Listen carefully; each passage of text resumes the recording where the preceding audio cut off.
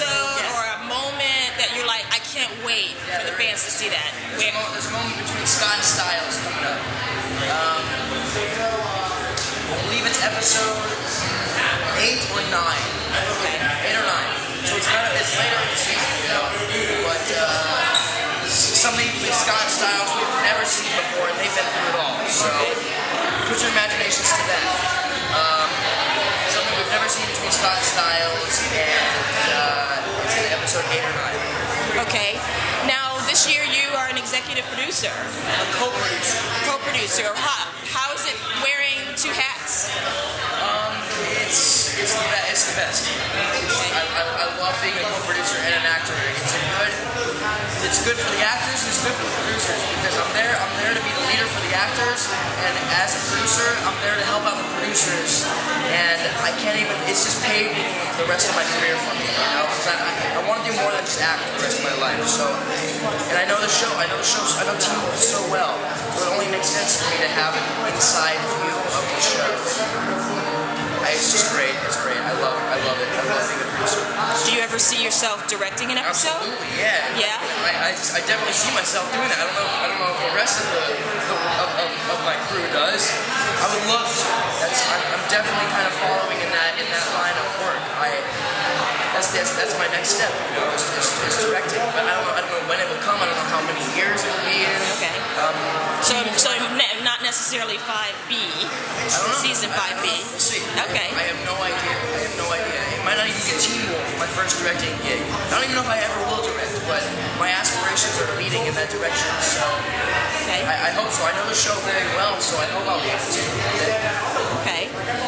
Now, can you tell me some new things that Scott is facing this year in the show? Geez, man, this storyline for Scott is one of my favorite because Scott always knows what to do.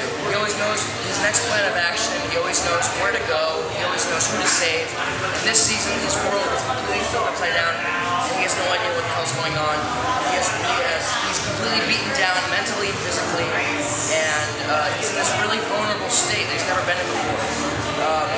Kind of comparable to season 1, where he was just really vulnerable and scared, didn't know what to do, but now he's just in a really dark place towards the end of the season, which is a good contrast to the beginning of season 5 because everyone's really happy and they're talking about the next step in high school, college, where they're going to move out to. So it's a good contrast towards the end of the season where Scott gets to a really dark low point, and we've never seen him there before, so it's my favorite part about this season. With Tyler Hoechlin leaving, how's that going to affect the storyline and the dynamics of the group? Right before Tyler Hoechlin left, Derek kind of handed Scott the authority. You know, Derek was like, you know, you can protect this town better than I ever could have. And so it's almost like Derek kind of came to the realization that Beacon Hills doesn't need him. So it doesn't affect anything in leaving. You know, it's just we don't have any Derek anymore. And we all love Derek, but Scott can definitely handle the alpha part of Beacon Hills. So. Yeah. Okay. So you've gone through a lot of changes this past year, personally, and you've really reached out to the fans through some tough times. Can you talk about any ways that maybe fans help you through?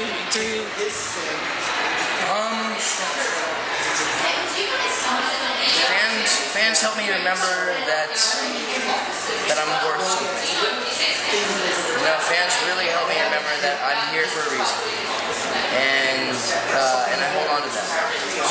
You know, it would be I don't know, without the fans, it would be different. It would be definitely different. I still be me, but you know, it's easy to rely on the fans. They're very loyal. They're very warm and just good people. You know, so yeah, fans help me from a lot. And back to the show. There have been hopes out there that certain characters come back. Is there any good character that you want to come back, like on the good side? And is there any bad guy that you wouldn't mind seeing Scott face again? I think the twins kind of hold both of those categories. They were good and bad. I love the twins. I love Max and Charlie Carver. I love them. They're really unique.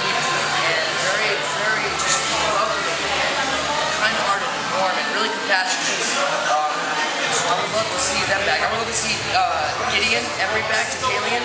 I love that man. I haven't seen him in quite a bit. Everybody, I want to see everybody back, honestly. I love all of them.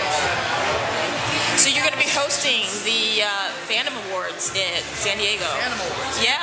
Can you talk about a little bit about that and what we can expect to see? I just had a conversation with the producers yesterday, so we're collaborating. Don't really know what the structure is going to be yet, but we're working on it right now, and it's going to be a lot of fun. We're going to include the fans a lot, so the fans are going to be a big part of the show. We're hoping to have a sport gun to support the fans.